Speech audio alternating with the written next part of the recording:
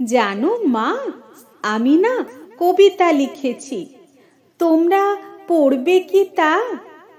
মার কাছে গিয়ে খাতা মেলে ধরে ছোট্ট অপরাজিতা।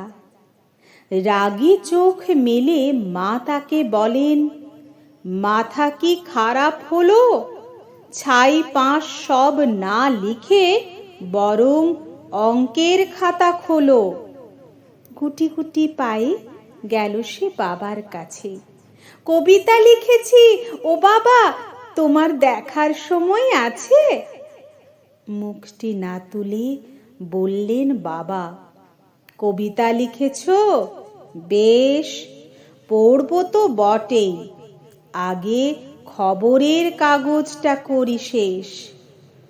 অগত্যা গেল দিদিটির কাছে, ডাকলো সে, দিদি আয়, দেখ না কেমন ছবিটা এঁকেছি ছোট্ট এ কবিতায়। দিদির দু চোখ টিভির পর্দায়, ঝলমলে রোশনায়, বলল, কবিতা তুই লিখেছিস? কবিতা না ওটা ছাই? অপরাজিতার চোখ ছলো ছলো, বুকে কান্নার ঢেউ। তার লেখা এই প্রথম কবিতা দেখলো না পড়ে কেউ। একা ঘরে বসে সামনে তাকালো মালাতে সাজানো ছবি।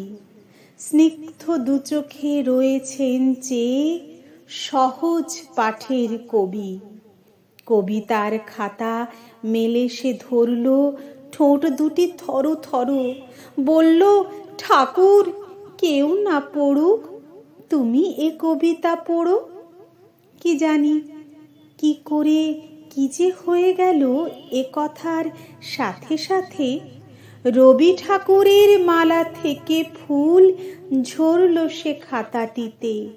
মনে হলো তার সামনে দাঁড়িয়ে বুঝি রবীন্দ্রনাথ, মাথার উপরে রাখলেন তাঁর আদর মাখানো হাত।